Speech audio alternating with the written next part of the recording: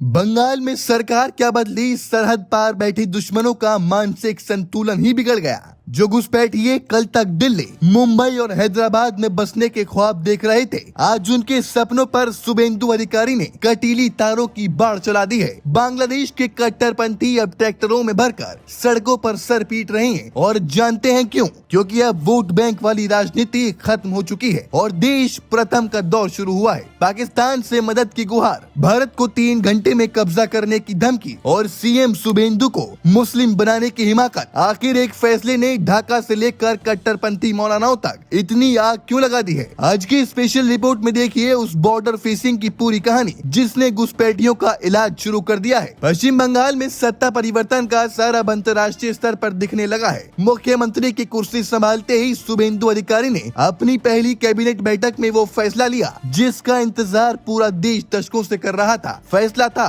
Bangladesh border को पूरी तरह सील करना। इस फैसले ने बांग्लादेशी कट्टरपंथी संगठन इंसाफ कायमकारी छात्र श्रमिक के प्रमुख आरिफ उल कबीर को इस कदर पागल कर दिया है कि वो खुलेआम भारत को धमकी दे रहा है। अल्लाह का नाम लेकर इस जिहादी नेता ने कहा कि वो पाकिस्तान से मदद लेगा और महज 3 घंटे में भारत पर कब्जा कर लेगा। इतना ही नहीं, उसने 40 करोड़ मुसलमानों को उकसाने की कोशिश करते हुए हिंदुओं के अस्तित्व को मिटाने की धमकी दी है। आरिफ उल कबीर ने सीधे तौर पर पीएम मोदी, सीएम योगी, मुख्यमंत्री हिमंत विश्व शर्मा और रक्षा मंत्री राजनाथ सिंह को निशाना बनाया है। उसने यहाँ तक कह डाला कि वो बंगाल आकर मुख्यमंत्री शुभेंदु अधिकारी का धर्म परिवर्तन कर देगा। तुम्हें मुसलमान हो जाओ।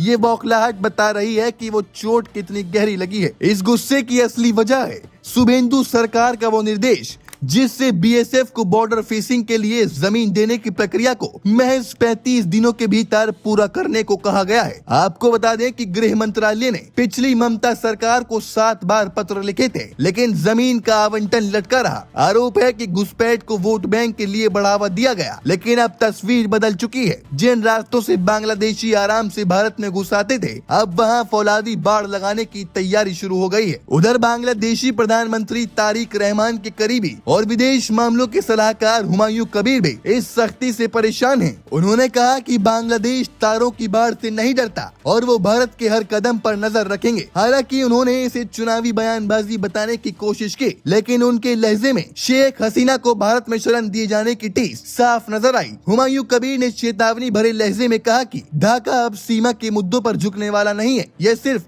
एक प्रशासनिक कदम नहीं है, बल्कि भारत की सुरक्षा नीति का एक बड़ा टर्निंग पॉइंट है। पश्चिम बंगाल में बॉर्डर सील होने का मतलब है अवैध हथियारों, ड्रग्स और मानव तस्करी पर लगाम। घुसपैठियों के लिए जो बंगाल कभी सेफ हाउस हुआ करता था, अब वहाँ उनके खिलाफ क्लीन अप ड्राइव शुरू हो चुकी है। यह फैसला साबित करता है कि जब इच्छा शक्ति मजबूत हो तो सरहदें भी सुरक्षित होती हैं और पड़ोसी मुल्क के कट्टरपंथियों की बोलती भी बंद हो जाती है। कट्टरपंथी आरिफ उल कबीर जैसे लोग चाहे जितनी भी धमकियां दे लें, लेकिन हकीकत यही है कि बंगाल बदल रहा है। घुसपैठ के रास्ते बंद हो रहे हैं और कानून का राज कायम हो रहा है। ढाका की ये बौखलाहट इस शुभेंदु सरकार की पहली सबसे बड़ी जीत है। क्या आपको लगता है कि बॉर्डर फेसिंग का ये फैसला भारत की सुरक्षा को हमेशा के लिए मजबूत कर देगा? क्या कट्टरपंथियों के इन धमकियों का करारा जवाब दिया जाना चाहिए? अपनी राय हमें कमेंट सेक्शन में जरूर बताइएगा।